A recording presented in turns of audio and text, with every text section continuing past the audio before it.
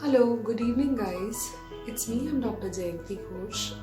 So, as I discussed before, like few video sessions before, that I'm going to discuss about pemphigus. So, today's my video will be all about the autoimmune skin disorder pemphigus. Pemphigus is not a predominant trait in India, but in certain sun affecting patterns like all over the world. It is common in states, we may say it United States, Russia and many other countries where they don't get much of the solar sun rays, and that is why they tend to develop all these kind of disorders in their skin. So I'll start with, that is pemphigus. As I said, it is an autoimmune mucocutaneous, that is involving skin as well as mucous membrane disease. It is characterized by intraepithelial, that is inside the epithelium, blister formation resulting from the breakdown or loss of intercellular adhesion. The adhesion which is present in between two cells is known as intercellular adhesion, thus producing epithelial cell separation known as acantholysis. So acantholysis is the cell separation from each other which are bonded by various forms of cellular bridges. Rupture of the blisters produce painful debilitation of the individual, that is make them susceptible to suffering, and fluid loss, electrolytic imbalance. It also represents 4 related diseases of autoimmune origin, that is pemphigus vulgaris, pemphigus vegetans, pemphigus folliculis, pemphigus erythematosus, and last one, pemphigus erythematosus.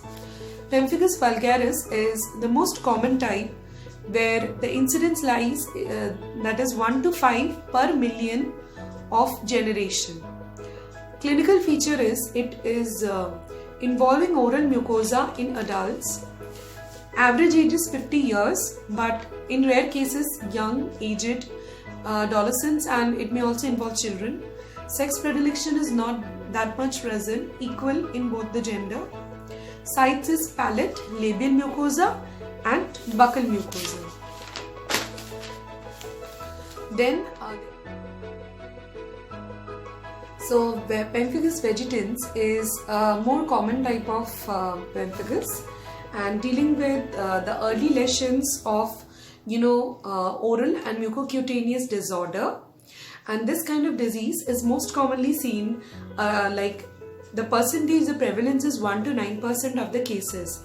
In folliculus, this is a milder form of pemphigus which occurs rarely in individuals, and it is characterized by a bullous lesion filled with pus and rapidly ruptures, leaving flakes or scales on the surface of skin, suggestive of an exfoliative dermatitis, more commonly known as eczema.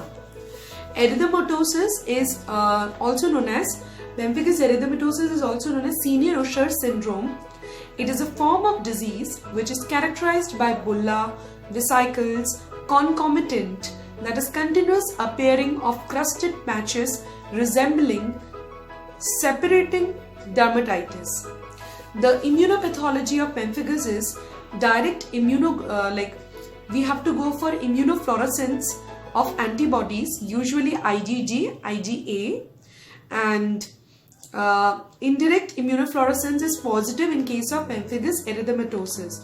Differential diagnosis is recurrent aphthous stomatitis, dermatitis herpetiform virus, and the treatment is, in mild case, topical corticosteroids can be given to treat the disease, where maintenance therapy can also be followed by a systemic tetracycline injections showing full response and partial response given by intralesional corticosteroids, that is inside the lesion.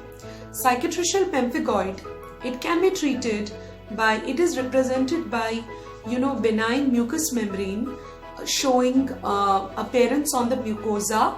Clinical presentation represents a group of chronic, that is chronic means more than a group of more than 10 days, and mucocutaneous autoimmune disease. Clinical features is affects older adults.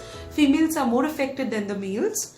And direct immunofluorescence, as I said ago also before, IgG and C3 IgM can be done. So in treatment, again minocyclines and topical corticosteroids as a thiopurine can be used. So this is all for today. If you have any doubt regarding the topic which I taught, you can write in my comment box or mail it at jayanti.ghosh79@gmail.com. So thank you.